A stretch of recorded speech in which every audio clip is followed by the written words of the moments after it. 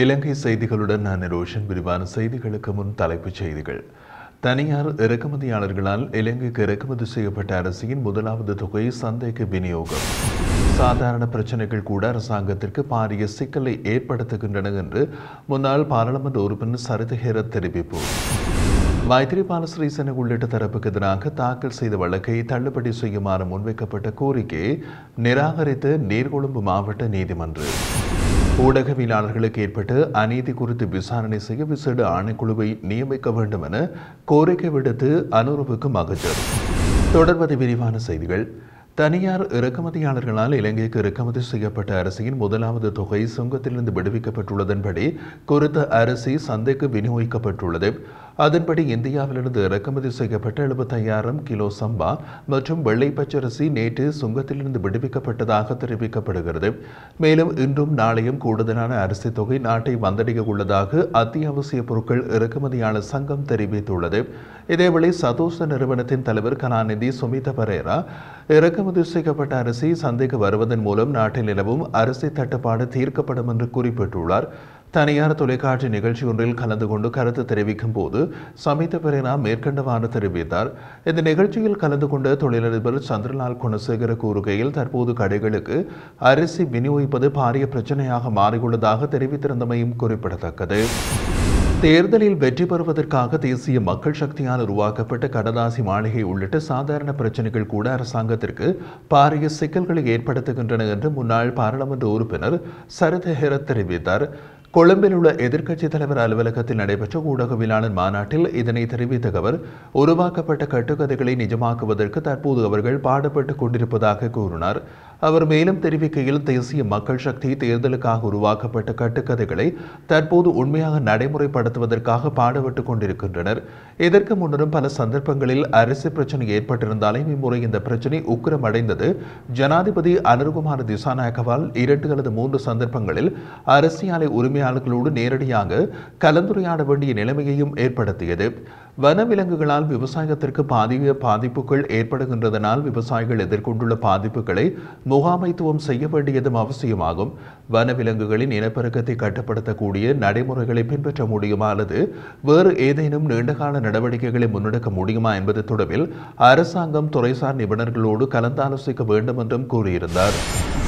உயிர்த்த ஞாயிறு சம்பவம் தொடர்பில் முன்னாள் ஜனாதிபதி மைத்திரிபால சிறிசேன உள்ளிட்ட தரப்புக்கு எதிராக தாக்கல் செய்த வழக்கினை தள்ளுபடி செய்யுமாறு முன்வைக்கப்பட்ட கோரிக்கையினை நீர்கொழும்பு மாவட்ட நீதிமன்றம் நிராகரித்துள்ளது. முன்னாள் போலீஸ் மா அதிபர் பூஜித் ஜெயசுந்தர மற்றும் முன்னாள் அரச புலனாய்வு பிரிவின் தலைவர் நிலாந்து ஜாவர்தன ஆகியோரின் கோரிக்கையை இவ்வாறு நீர்கொழும்பு மாவட்ட நீதிபதி லலித் கர்ணகரவினால் நிராகரித்து உத்தரவு பிறப்பிக்கப்பட்டுள்ளது. கட்டுவாப்பட்டிய தேவாலயத்தில் அன்று இடம்பெற்ற சம்பவம் குறித்து முன்னாள் ஜனாதிபதி மைத்திரிபால சிறிசேன, முன்னாள் ஜனாதிபதி ரணில் விக்ரமசிங்க, முன்னாள் பாதுகாப்பு செயலாளர் ஹேமசிறி பெர்னாண்டோ, முன்னாள் போலீஸ் மா அதிபர் பூஜித் ஜெயசுந்தர, முன்னாள் புலனாய்வு பிரிவின் சிரேஷ்ட பிரதி போலீஸ் மா அதிபர் நிலாந்து ஜாவர்தன ஆகியோர் பிரதிவாதிகளாக குறிப்பிடப்பட்டே வழக்கு தாக்கல் செய்யப்பட்டுள்ளது. இதேவேளை பாதிக்கப்பட்டவர்கள் தாக்கல் செய்த முறைப்பாடு 182 இலக்க சட்டத்திற்கு அமைவாக இந்த உத்தரவை நீதிபதி பிறப்பித்துள்ளமை குறிப்பிடத்தக்கது. வடமாகாணத்தில் திடீர் சுகையினம் காரணமாக இதுவரையில் 7 பேர் உயிரிழந்துள்ளதாக மாகாண ஆளுநர் நாகலிங்கம் வேதநாயகன் தெரிவித்துள்ளார். இதன்படி யாழ்ப்பாண மாவட்டத்தில் 6 பேரும், முல்லைத்தீவில் ஒருவரும் உயிரிழந்துள்ளதாகவும் அவர் குறிப்பிட்டுள்ளார். வடமாகாண செயலகத்தில் நேற்று ஊடகங்களுக்கு கருத்துரைத்த வடமாகாண ஆளுநர் நாகலிங்கம் வேதநாயகன் குறித்த 7 பேரும் உயிரிழந்தமைக்கான காரணம் இதுவரையில் கண்டறியப்படவில்லை என்று தெரிவித்துள்ளார். திடீர் சுகையினம் காரணமாக வைத்தியசாலைகளில் அனுமதிக்கப்பட்டவர்களில் 7 பேர் சுவாசப்பையில் ஏற்பட்ட இரத்த கசிவு காரணமாகவே உயிரிழந்துள்ளதாக தெரிவிக்கப்படுகிறது. எனினும் இந்த நோய் காரணி தொடர்பாக இதுவரையில் கண்டறியப்படவில்லை. பாதிக்கப்பட்டுள்ளவர்களின் இரத்த மற்றும் சிறுநீர் மாதிரிகள் பரிசோதனைக்கு உட்படுத்தப்பட்டுள்ளது. எவ்வாறாயினும் எலிக்காய்ச்சல் காரணமாக இந்த பாதிப்பு ஏற்பட்டிருக்கலாம் என்று வைத்தியர்கள் சந்தேகம் வெளியிட்டுள்ளார்கள். இந்த நோய் நிலைமை தொடர்பாக ஊடகங்களுக்கு கருத்துரைத்த யாழ் பிராந்திய சுகாதார சேவைகள் பணிப்பாளர் நாயகம் கேதீஸ்வரன், காய்ச்சல் நிலவுமாயின் உடனடியாக வைத்தியசாலைக்கு செல்லுமாறும் அறிவுறுத்தியுள்ளார். கடந்த காலங்களில் ஊடகவியலாளர்களுக்கு ஏற்பட்ட அநீதி குறித்து விசாரணை செய்வதற்கு விசேட ஆணைக்குழுவை நியமிக்க வேண்டும் என கோரிக்கை விடுத்து மகஜர் ஒன்று அனுப்பப்பட்டுள்ளது. திருகோணமலை மாவட்ட ஐக்கிய ஊடகவியலாளர் ஒன்றியம் வெளிவிவகார மற்றும் வெளிநாட்டு வேலைவாய்ப்புகள் பிரதி அமைச்சர் அருண் ஹேமச்சந்திரவிடம் ஜனாதிபதிக்கான மகஜரை கையளித்துள்ளது. குறித்த மகஜரில் பத்திரிகையாளர்களின் கொலை, ஊடகவியலாளர்கள் காணாமல் போனவை, கடத்தல் மற்றும் ஊடகவியலாளர்கள் மீதான தாக்குதல் மற்றும் ஊடக நிறுவனங்கள் மீது மேற்கொள்ளப்பட்ட தாக்குதல் ஆகியவற்றை விசாரிக்க ஒரு விசாரணை குழுவை நியமித்து குற்றவாளிகள் இனம் காணப்பட வேண்டும் எனவும் அவர்களை சட்டத்தை முன் நிறுத்துவதோடு அநீதிக்கு உள்ளாக்கப்பட்ட அல்லது பாதிக்கப்பட்ட ஊடகவியலாளர்களுக்கு நீதி பெற்றுக் கொடுக்கப்பட வேண்டும் என்றும் குறிப்பிடப்பட்டுள்ளது. கடந்த சில தசாப்தங்களாக பல்வேறு அரசாங்கங்களின் கீழ் பல ஊடகவியலாளர்கள் துன்புறுத்தப்பட்டு தாக்கப்பட்டுள்ளார்கள். அதோடு மேலும் சிலர் காணாமலாக்கப்பட்டுள்ளனர், மேலும் சிலர் கொல்லப்பட்டுள்ளார்கள். இதற்காக அந்தந்த காலப்பகுதியில் ஊடக சங்கங்கள் இவற்றுக்கு எதிர்ப்பு தெரிவித்து ஆர்ப்பாட்டங்களை நடத்தியுள்ளனர். எனினும் அதற்காக எடுக்கப்பட்ட பாரபட்சமற்ற விசாரணைக்கான கோரிக்கைகளும் புறக்கணிக்கப்பட்டே வந்துள்ளது என்று அந்த மகஜரில் தெரிவிக்கப்பட்டுள்ளது. இந்த மாதத்திற்கான அஸ்வஸ்ம கொடுப்பனவு இன்று பயனாளிகளின் வங்கிக் கணக்குகளில் வரவு வைக்கப்படும் என்று நலன்புரி நன்மைகள் சபை அறிவித்துள்ளது. அதன் அடிப்படையில் அஸ்வஸ்ம கொடுப்பனவுக்காக 1 கோடி ரூபாவுக்கும் அதிகமான பணம் செலவிடப்பட்டுள்ளதாக தெரிவித்துள்ள நலன்புரி நன்மைகள் சபை 1,77,311 பயனாளிகளின் வங்கிக் கணக்குகளில் கொடுப்பனவு வரவு வைக்கப்படுகின்றது என்றும் பயனாளர்களுக்கு தமது வங்கிக் கணக்குகளில் இருந்து பணத்தை எடுத்துக் கொள்ளலாம் என்றும் அறிவித்துள்ளது.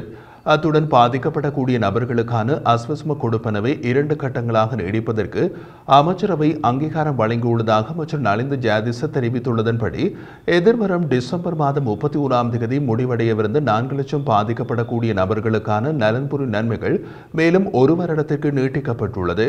அத்துடன் எதிர்வரும் டிசம்பர் மாதம் 31ஆம் தேதி முடிவடைய இருந்த மேலும் 4 லட்சம் பயனாளிகளுக்கான நலன்புரி நன்மைகள் எதிர்வரும் மார்ச் மாதம் 31ஆம் தேதி வரை நீட்டிக்கப்பட்டுள்ளதாகவும் அமைச்சர் நலிந்த ஜாதிச தெரிவித்துள்ளமை குறிப்பிடத்தக்கது.